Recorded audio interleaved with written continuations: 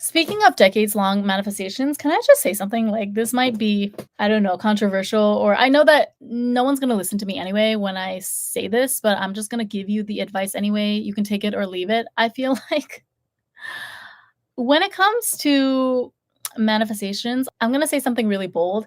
If you find yourself taking more than 1 to 2 years tops manifesting something and it still doesn't come to pass, or it's still not coming to fruition after 2, maybe 3 years max, okay, taking certain special circumstances in consideration, like, for example, COVID. Okay, we kinda all lost, I don't wanna say lost, but things were delayed for 3 years or so in a lot of situations. Bar those scenarios, though, something really out of left field happening like COVID, I'm gonna say if it's been 2 to 3 years and your manifestation has still not materialized, just pass on it and move to the next. And the ironic thing is that the moment you do this, you will actually detach, which will actually probably make the manifestation come faster. Or even if it doesn't come fast, you don't care by that point whether it happens or not. So it will happen eventually, but it's like at least you won't have to spend the next 5, 7, however many years pining for it, you know? You're just gonna be able to enjoy your life without expending all this extra energy pining for, waiting for something that you don't have any control over anyway. I mean, you do have control over it, you can manifest it, but once you detach, then by the time the manifestation finally happens, it will be more of a cherry on top, icing on top type of situation rather than like, this big relief that you've been waiting for. You have all this pent up like anxiety for the past 10 years. Because that's the thing, the big sigh of relief, it doesn't actually come when the manifestation finally comes to pass. I know that, like, okay, I'm rambling at this point, but the big relief that you're expecting, that's not what it's actually going to feel like once you've truly reached the state, like the mind state of a person for which such a huge, seemingly huge manifestation would happen so matter of factly. You have to get to that state mentally first before it happens. That's the whole, like, paradox with manifesting. And I'm telling you firsthand here that yes, indeed, it doesn't feel the way that you expect it to feel when you're still in the quote unquote waiting stage for your manifestation. It's not really worth it. Like, when I say it's not worth it, I'm not saying that I regret, or I'm not saying that I'm not happy that they finally came to pass. So in my case, for example, I finally got to see Woo Hyuk in person, and I finally got to see Yoongi play piano in person, and I'm gonna see Yoongi again in January actually, because he's coming back for a second leg of his tour in Japan, which I'm kind of confused about. Because does that mean he's staying in Japan this whole time, or is he gonna go back to Hong Kong? Because I imagine he must be going back. He finished his first round of recitals in the beginning of October, right? So I feel like there's no way that he's gonna stay October, November, December, and into January. So he must be just taking a break and coming back.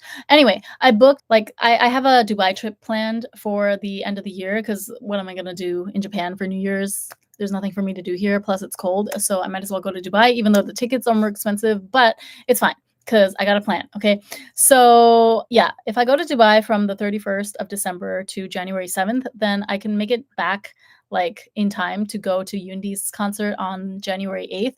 By the way, out of the two, I will say, like, out of the Yoongi concert and the Jung Woo Hyuk fan event meeting, I will say that I prefer the Yoongi concert, because that was just an actual concert. You know what I mean? Like, it was very straightforward. You go there to enjoy the live music. You go there to hear, like, in front of you, raw, in your face, the skills of one of the best living pianists that we have in the world. Yeah, you're there to experience the art and the talent. And I feel like that is very up my alley, right? In terms of what I look to get from these types of experiences. Yes, I'm still a fan of the person. Like, I think Uni is cute and whatnot, but at the crux of it, though, I'm there to enjoy the music and the talent, because I'm a music fan at the end of the day.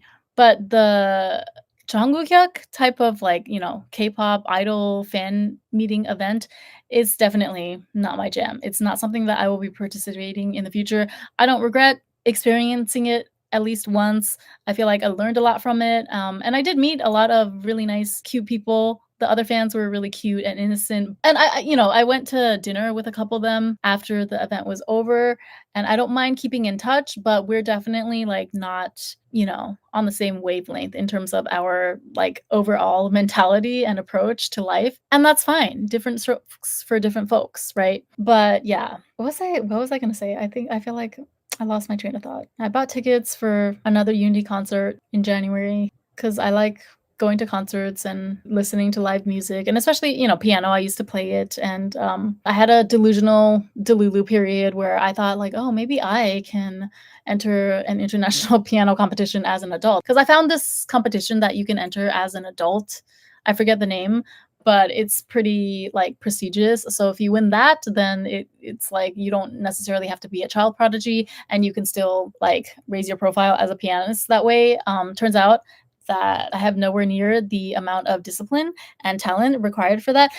Oh, another thing about Unity, oh yeah, sorry. I was saying that if a manifestation takes longer than 2 to 3 years, just forget it. My advice, just move on to the next one because it's not like, it's gonna drag on for 10, 20 years like yours truly, and it's not even worth it in the end. When I say it's not worth it, I don't mean that I could have done without it. Like, I'm glad it happened eventually, but it was just very anticlimactic, shall we say. I just feel like, at this point, I think that the length of time that it took also contributed to me having zero, like, reaction or feeling in my body whatsoever, which is, again, I'm not complaining because I think it's pretty badass that if indeed I have finally morphed into my final form of a true full-blown narcissistic sociopath, I wear that as a badge of honor, okay? Some people might say that that's toxic, but I say, listen, don't hate the player, hate the game, because I would never tell anybody to play fair in an unfair world. So I'm certainly not going to hold myself to that unrealistic standard. So if it helps me out